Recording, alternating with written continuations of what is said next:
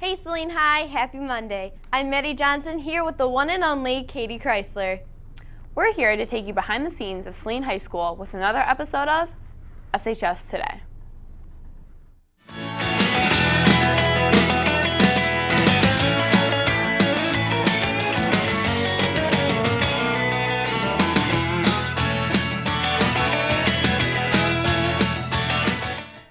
Have you ever wondered what's behind that closed door you can never open? Two of our SHS Today staffers, Ryan Hess and Edric Dew, went out to take a look at the little-known side of your high school's auditorium.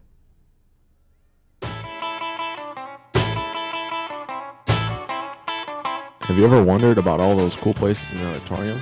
Well, today's your lucky day because we're about to show you. I would say that some of the more interesting parts of a theater include the booth that we're in right now, which is our lighting booth. We do all our spotlight and light board operations from this space, and it's a space that students wouldn't necessarily know about unless they were a part of our tech staff here or a part of our student group, Hornet Light and Sound, which is our technical theater club for students. The other interesting part, I think, of the theater would be our tension grid, which is the space outside, just outside of the booth here. It's a wire mesh area over the seats in the auditorium.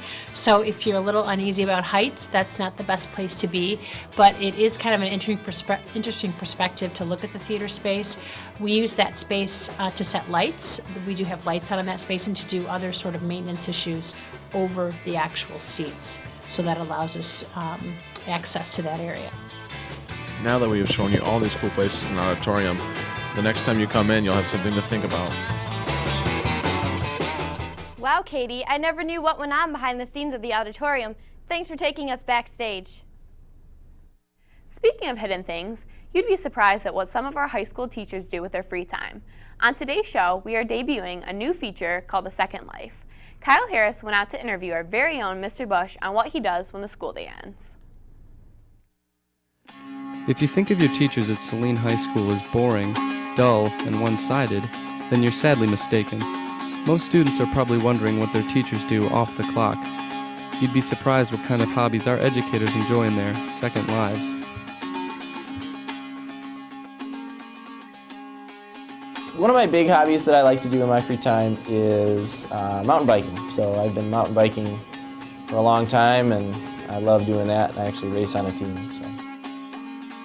So I was a sophomore in high school, and so let's see, do the math on that. That was probably 16 years ago. It all kind of got started because a friend of mine bought a mountain bike and said, hey, you should buy one so we can ride together. And so I convinced my parents to lend me $300 because I had $200 in savings, and so I bought a $500 bike, and I've been riding ever since. So I've seen lots of things. I think mountain biking takes you places that you don't usually get to go, which is, I've seen some pretty amazing things in and around the mountain biking community and by doing it. So it always stuck with me.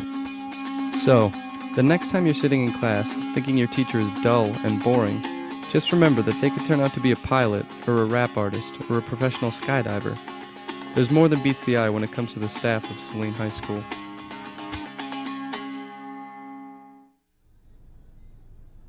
And that explains why Mr. Bush is always so full of energy. Also full of energy are the 2010 guys and girls varsity basketball teams. Playing tomorrow against Adrian, come out and support your guys' team in the main gym, or your girls' team in Adrian at 7 o'clock. Well, if you think Mr. Bush and the basketball teams are a show, you should check out Winter Drumline. Their practices surely can get a little crazy. We were lucky enough to go behind the scenes with the SHS Winter Drumline.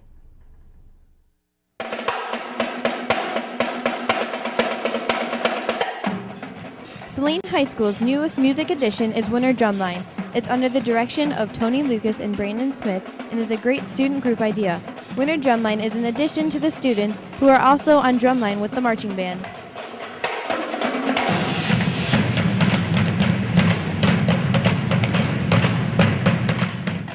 Snare leader Tony Lucas was one who helped with the idea of a winter drumline. How did you guys decide to do Winter Drumline?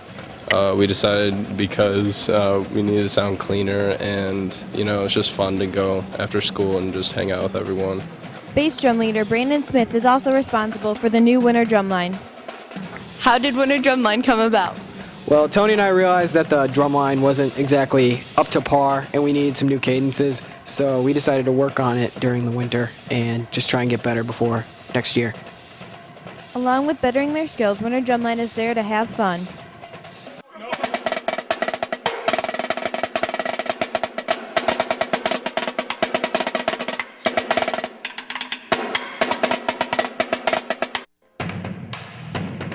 Winter Drumline is a great opportunity for our SHS Drumline to continue practicing even after season. Get a glimpse of the Winter Drumline by stopping in at a practice on Mondays and Thursdays after school or at select school events. Congratulations, Winter Drumline, for receiving an honorable mention at this year's talent show. This year's Poetry Out Loud contest is coming up soon. If you're interested in hearing your fellow peers compete in this unique opportunity, come out and watch on February 4th at 7 p.m. in the Auditorium. Well, that's all for today's show. From all of us here in the studio, have a wonderful rest of the week.